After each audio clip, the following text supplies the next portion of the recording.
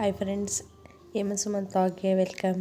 ಇವತ್ತು ಸಿಂಪಲ್ಲಾಗಿ ಹೆಸರು ಬೇಳೆ ಪೊಂಗಲ್ ಹಾಗೂ ಚಟ್ನಿ ಮಾಡೋದು ಹೇಗೆ ಅಂತ ಹೇಳ್ಕೊಡ್ತೀನಿ.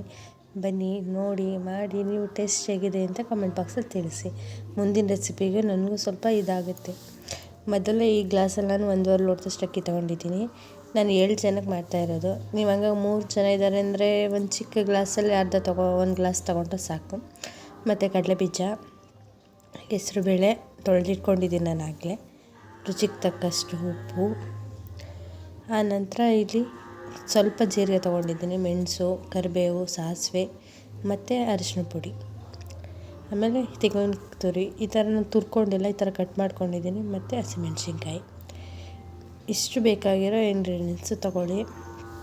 ಸಿಂಪಲ್, ಏನು ಕೊತ್ತಂಬರಿ ಸೊಪ್ಪು ಹಾಕ್ಲೇಬೇಕಂತೇನಿಲ್ಲ, ಅದು ಆಪ್ಷನಲ್. ಒಬ್ಬೊಬ್ಬರು ಚೆನ್ನಾಗಿ ಕಾಣಲಿ ಅಂತ ಹಾಕ್ತಾರೆ ಅಷ್ಟೇ. ನಾನು ಹಾಕಿಲ್ಲ ಇವತ್ತು. ನೋಡಿ, ನಾನು ಕುಕ್ಕರ್ ರೆಡಿ ಇಟ್ಟಿದ್ದೀನಿ, ಕಾಯಕ್ಕೆ ಇಟ್ಟಿದ್ದೀನಿ. ಆಗಲೇ ಸ್ವಲ್ಪ ಬಿಸಿ ಆಗಲಿ ಅಂತ ಅಂದ್ಬಿಟ್ಟು. ಬೇಕಿದ್ದರೆ ನೀವು ಹಾಗೆ ಹುರ್ಕೋತೀನಿ ಅಂದರೂ ಹುರ್ಕೋಬೋದು, ಇಲ್ಲಾಂದರೆ ನನ್ನ ಥರನೇ ಹುರ್ಕೋತೀನಿ ಅಂದರೆ ಸ್ವಲ್ಪ ಎಣ್ಣೆ ಬಿಡಿ. ಅಂದರೆ ನಾನು ಹುರ್ಕೊಂಡು ಕುಗ್ಸ್ತೀನಲ್ವ, ಹಂಗಾಗಿ ಸ್ವಲ್ಪ ಎಣ್ಣೆ ಕಾಯಕ್ಕೆ ಇಟ್ಟಿದ್ದೀನಿ. ನೋಡಿ, ಎಣ್ಣೆ ಕಾಯಲಿ ಅಂದ್ಬಿಟ್ಟು ಕಾಯ್ತಾ ಇದ್ದೆ. ಎಣ್ಣೆ ಕಾಯಿತು ನೋಡಿ, ಇಲ್ಲಿ ಎಷ್ಟು ಚೆನ್ನಾಗಿ ಬಂದಿದೆ. ಎಣ್ಣೆ ಕಾದ್ಮೇಲೆ ಹೆಸರುಬೇಳೆ ಹಾಕ್ಕೊಂಡು ಸ್ವಲ್ಪ ಹುರ್ಕೊಳ್ಳಿ.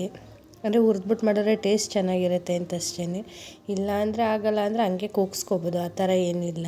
ಅದು ಆಪ್ಷನಲ್, ನಿಮಗೆ ಬಿಟ್ಟಿದ್ದು. ಆ ನಂತರ ಅಕ್ಕಿ ತೊಳ್ಕೊಂಡಿದ್ನಲ್ಲ, ಅಕ್ಕಿನೂ ಹಾಕ್ತೆ. ಅಕ್ಕಿನೂ ಸ್ವಲ್ಪ ನೀಟಾಗಿ ಹುರ್ಕೋಬೇಕು. ನೋಡಿ, ನೀವು ಕರೆಕ್ಟಾಗಿ ಅಕ್ಕಿನ ಮೆಜರ್ಮೆಂಟಲ್ಲಿ ತೊಗೊಂಡ್ರೆ ನಿಮಗೂ ಈಸಿ ಆಗುತ್ತೆ.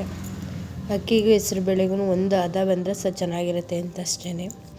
ನೀಟಾಗಿ ಎಲ್ಲನೂ ಸ್ಪ್ರೆಡ್ ಮಾಡಿ ನೀಟಾಗಿ ಹುರ್ಕೊಳ್ಳಿ. ನೀಟಾಗೆಲ್ಲ ಹುರ್ಕೊಳ್ಬೇಕು. ಸ್ವಲ್ಪ ಕೆಂಪಾಗಂಗೆ ಹುರ್ಕೊಂಡ್ರೆ ಸಾಕು, ಅಂದ್ಬಿಟ್ಟು ತುಂಬ ಕಪ್ಪಾಗೋ ರೀತಿಯಲ್ಲೆಲ್ಲ ಹುರ್ಕೊಬೇಡಿ. ಸ್ವಲ್ಪ ಲೈಟ್ ಕಲರ್ ಬರಲಿ ಸಾಕು. ಬೇಕಾದ್ರೆ ನೋಡಿ, ಇಲ್ಲಿ ಲೈಟ್ ಕಲರ್ ಬಂದಿದೆ ನೋಡಿಲಿ, ಈ ಥರ ಬಂದಿದೆ. ಈ ಥರ ಇದ್ದರೆ ಸಾಕು, ಬೇರೆ ಏನು ಬೇಡ. ಸದ್ಯಕ್ಕೆ ಉಪ್ಪು ರುಚಿಗೆ ತಕ್ಕಷ್ಟು. ನಾನಿಲ್ಲಿ 2 ಸ್ಪೂನಷ್ಟು ತಗೊಂಡಿದ್ದೀನಿ ಉಪ್ಪು.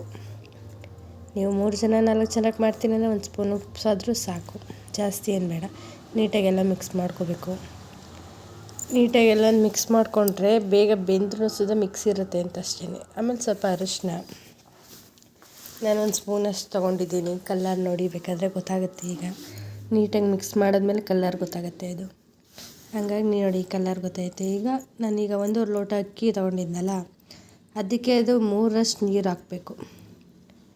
3 ಲೋಟದಷ್ಟು ನೀರು ಹಾಕ್ಕೊಂಡ್ರೆ ಅದು ಸರಿ ಹೋಗುತ್ತೆ ನಿಮಗೂ. ನೀರು ಕುದಿಯೋಕೆ ಇಟ್ಟಿದ್ದೀನಿ ನಾನೀಗ. 3 ಲೋಟದಷ್ಟು ಅಂತಂದರೆ ನಾನೀಗ 6-7 ಲೋಟದಷ್ಟು ನೀರು ಹಾಕ್ಕೊಂಡಿದ್ದೀನಿ. ಕೂಗೋಕ್ಕಿಟ್ಟೆ. ಸೈಡಲ್ಲಿ ಒಗ್ಗರಣೆ ಹಾಕ್ಕೊಬಿಡೋಣ ಅಂದ್ಬಿಟ್ಟು ಕಾಯಕ್ಕೆ ಎಣ್ಣೆ ಇಟ್ಟಿದ್ದೀನಿ. ಅದೇ ಗ್ಯಾಪಲ್ಲಿ ಚಟ್ನಿನೂ ಆಡಿಸ್ಬಿಡೋಣ ಅಂದ್ಬಿಟ್ಟು ಆಡಿಸ್ಕೊಂಡು ಬಂದೆ. ಏನು 2 ನಿಮಿಷಕ್ಕೆ ಚಟ್ನಿ ಆಗುತ್ತೆ. ನೋಡಿ, ಕಾದಿದೆಯಾ ಅಂತ ನೋಡ್ಕೊತಾ ಇದ್ದೀನಿ. ಸಾಸಿವೆ ಮತ್ತು ಕರಿಬೇವು, ಮೆಣಸು, ಜೀರಿಗೆ ಎಲ್ಲ ಹುರಿಯೋಕೆ ಹಾಕ್ಕೊಂಡೆ. ಮೆಣಸಿನ್ಕಾಯಿ ಹಾಕ್ತೆ ನೋಡಿ. ಈಗ ಎಲ್ಲ ಸ್ವಲ್ಪ ಹುರ್ಕೊಳ್ಳಿ, ಡ್ರೈ ಆಗೋವರೆಗೂ. ಮೆಣಸಿನ್ಕಾಯಿ ಸ್ವಲ್ಪ ಇದಾದರೆ ಸಾಕು, ತುಂಬ ಕಪ್ ಮಾಡೋಕೆ ಹೋಗ್ಬೇಡಿ, ಟೇಸ್ಟ್ ಇರೋಲ್ಲ. ಸ್ವಲ್ಪ ಕಡಲೆಬೀಜ, ನೀಟಾಗಿ ಕಡಲೆಬೀಜನೂ ಹುರ್ಕೊಳ್ಳಿ. ಕಡಲೆಬೀಜನೂ ತುಂಬ ಕಪ್ ಮಾಡೋಕೆ ಹೋಗ್ಬೇಡಿ, ಕಪ್ಪಾದರೆ ಟೇಸ್ಟ್ ಬರೋಲ್ಲ ಯಾವುದೂ.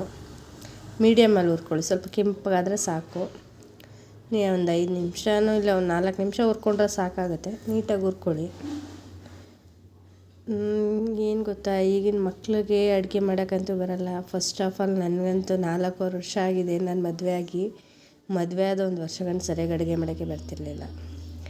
ನೋಡಿ, ಎಲ್ಲನೂ ನೀಟಾಗಿ ಬೇಯಿಕಿಟ್ಟೆ. ಈಗ ತೆಂಗಿನ ತುರಿ ಹಾಕ್ತಾಯಿದ್ದೀನಿ.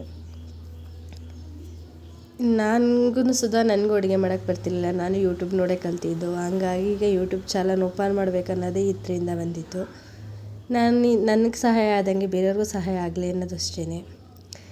ನೋಡಿ, ನೀಟಾಗೆಲ್ಲ ಹಿಂಗಾಯ್ತು. ಈಗ ನೋಡಿ, ಇಲ್ಲೆಲ್ಲ ಬಂದಿದೆ ನೋಡಿ, ಎಷ್ಟು ಚೆನ್ನಾಗಿ ಬೆಂದಿದೆ. ಈಗ ಒಗ್ಗರಣೆ ಹಾಕಿದ್ದೆಲ್ಲ ನೀಟಾಗಿ ಮಿಕ್ಸ್ ಮಾಡ್ಕೊಳ್ಳೋಣ. ಚೆನ್ನಾಗಿ ಕಾಣ್ತಾ ಇದೆ ಅನಿಸ್ತದೆ ನೋಡಿ, ಚೆನ್ನಾಗಿ ಬೆಂದಿದೆ. 2 ವಿಸಲ್ ಆದ್ರೂ ಸಾಕು. ನೋಡಿ, ಬಿಸಿ ಬಿಸಿ ಹೆಸರುಬೇಳೆ ಪೊಂಗಲ್ ರೆಡಿಯಾಗಿದೆ. ಮಾಡ್ಕೊಳ್ಳಿ, ತಿಂದ್ಬಿಟ್ಟು ಟೇಸ್ಟ್ ಹೇಗಿದೆ ಅಂತ ನನಗೆ ಹೇಳಿ. ಮುಂದಿನ ರೆಸಿಪಿ ಏನು ಮಾಡಬೇಕನ್ನೋದು ನೀವು ಕಮೆಂಟ್ ಬಾಕ್ಸಲ್ಲಿ ತಿಳಿಸಿದ್ರೆ ನಾನು ಅದೇ ಮಾಡಿ ತೋರಿಸ್ತೀನಿ. ಪ್ಲೀಸ್ ಸಬ್ಸ್ಕ್ರೈಬ್ ಮಾಡಿ ಫ್ರೆಂಡ್ಸ್.